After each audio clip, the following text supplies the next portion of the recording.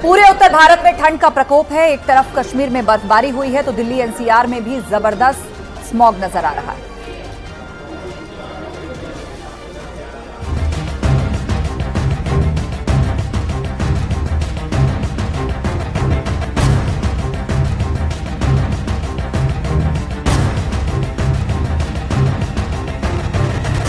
पूरे उत्तर भारत में जबरदस्त शीतलहर चल रहा है। नोएडा में प्रदूषण और कोहरे के डबल अटैक ने कोहराम मचा रखा है। न्यूनतम तापमान 6 से 7 डिग्री और अधिकतम तापमान 16 डिग्री दर्ज किया गया है। विजिबिलिटी 200 मीटर से कम है। नोएडा और ग्रेटर नोएडा का AQI 350 के करीब दर्ज किया गया है। मौसम विशेषज्ञों के मुताबिक आने वाले दिनों में तापमान और गिरेगा।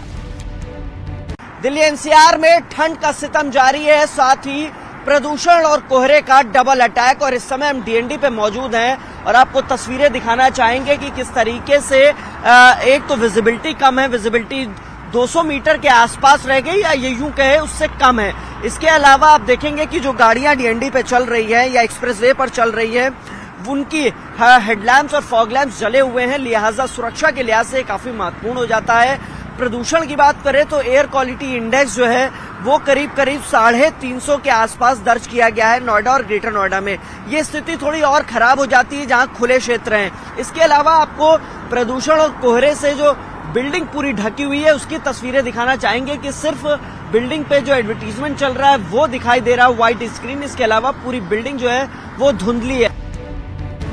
उधर देश की राजधानी दिल्ली में मौसम का ट्रिपल अटैक देखने को मिल रहा है। यहाँ कोहरे, प्रदूषण और कड़ाके की ठंड ने कोहराम मचा रखा है। AQI भी 400 पार है। वहीं बर्फीली हवा चल रही है। आज दिल्ली का औसत न्यूनतम तापमान 7 डिग्री रहा। आम जनजीवन बेहाल है और परिवहन सेवाएं प्रभावित हुई है। एक तरफ जहां कोहरे का कोहराम है, वहीं दूसरी तरफ प्रदूषण की मार है।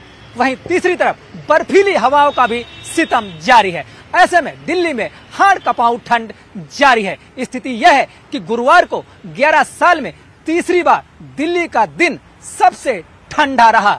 गुरुवार को यहाँ का टेम्परेचर 6 डिग्री सेल्सियस तक पहुँच गया है। वहीं आज भी दिल्ली का मिनिमम टेम्परेचर 60 डिग्री के आसपास बना हुआ है। वहीं कई इलाके हैं जहां पे न्यूनतम टेम्परेचर 6 डिग्री के आसपास दर्ज किया गया है। कानपुर में लगातार बढ़ती ठंड ने आम जनजीवन को अस्त व्यस्त कर दिया है।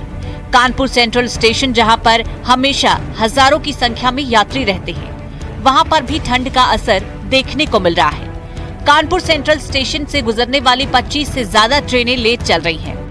कानपुर सेंट्रल स्टेशन पर सन्नाटा पसरा हुआ है। कुछ ही यात्री स्टेशन पर दिख रहे हैं।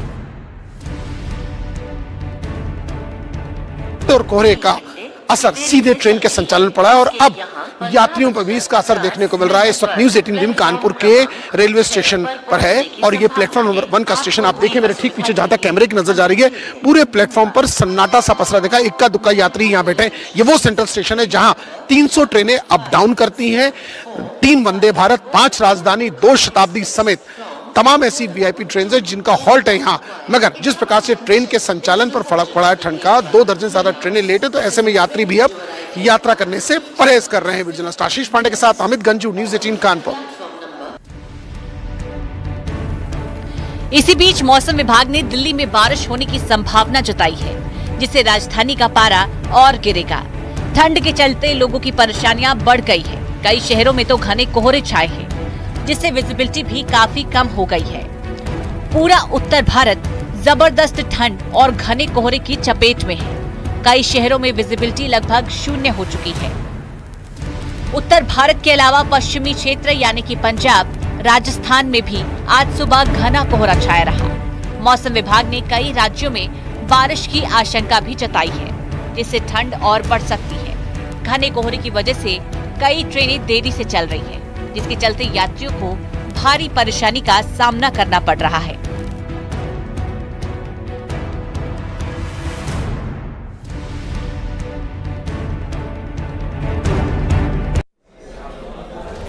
और चलिए आपको कहानी दिखाते हैं एक शिव भक्त की, जो बीते 36 घंटे से शिव मंदिर की परिक्रमा किए जा रहा है। बिहार से आई रिपोर्ट देखिए।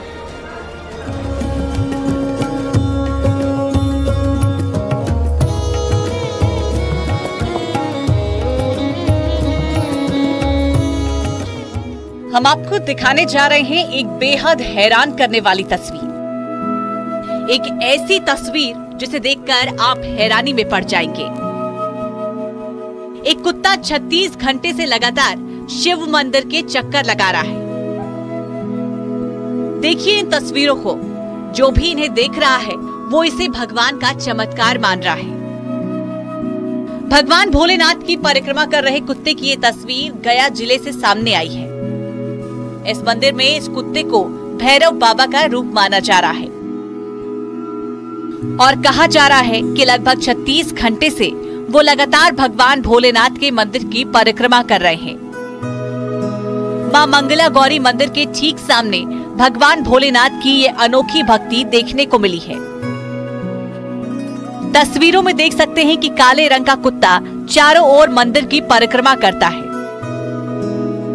थक जाने पर करीब 10 मिनट आराम करता है और फिर से मंदिर का चक्कर लगाने लगता है। कुत्ते की अनोखी भक्ति देखकर हर कोई हैरान है। हर किसी के मन में ये सवाल है कि ये कुत्ता मंदिर की परिक्रमा क्यों कर रहा है। उनकी जन्मों की तपस्या है कि वर्तमान स्थिति है या फिर जो कह लें, अनुमान ही लगाया जा सकता है। और बाकी आप लोग सोशल मीडिया के माध्यम से आप लोग दिखा ही रहे हैं लगातार। पुजारी बताते हैं कि शिव मंदिर में भैरव बाबा की मूर्ति भी है। कुत्ता जिस तरह परिक्रमा कर रहा है उसे देख लोग आश्चर्य में पड़ जाते हैं।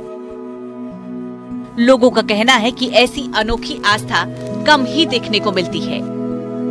जिस तरह से इंसान अपनी पूरी भक्ति से मंदिर की परिक्रमा करता है, ठीक उसी प्रकार ये काले रंग का कुत्ता भी परिक्रमा कर रहा है।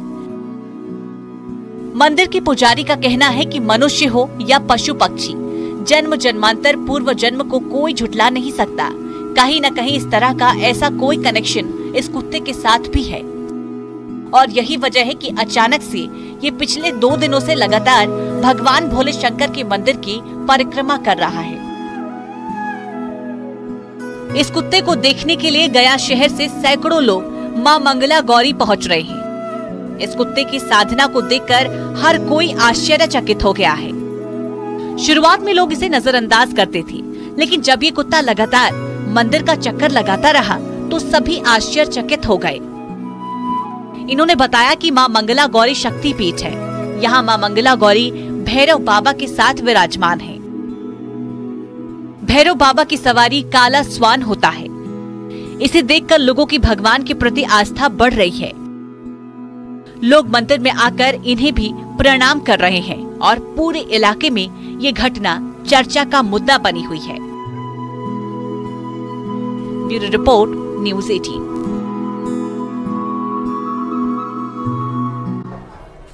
और एक बड़ी खबर दिल्ली से है। विपक्षी गठबंधन की तरफ से जो पत्र दिया गया था उस पर इलेक्शन कमीशन का जवाब आया है। इलेक्शन कमीशन ने समय देने से इनकार कर दिया है। जयराम रमेश ने ईवीएम को लेकर बातचीत के लिए समय मांगा था।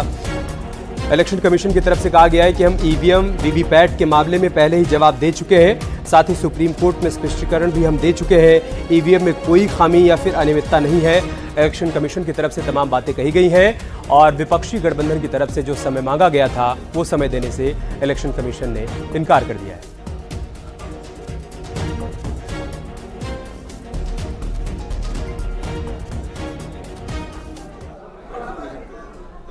भारत के पड़ोसी देश नेपाल का प्राकृतिक सौंदर्य देखते ही बनता है और यही वजह है कि लाखों लोग यहां पर खींचे चले आते हैं। देखिए रिपोर्ट।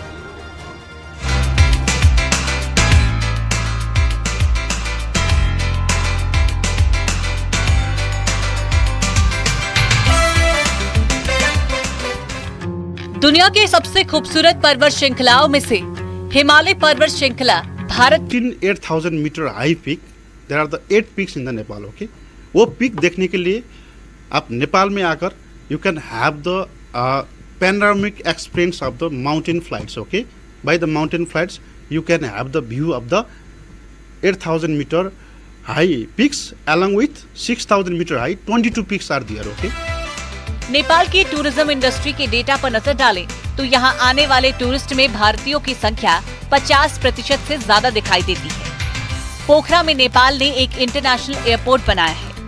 नेपाल चाहता है कि उसके इस प्रसिद्ध टूरिस्ट डेस्टिनेशन में भारत अपने इंटरनेशनल फ्लाइट्स भेजना शुरू करे। जिससे दोनों देशों के नागरिकों को फायदा मिल सके।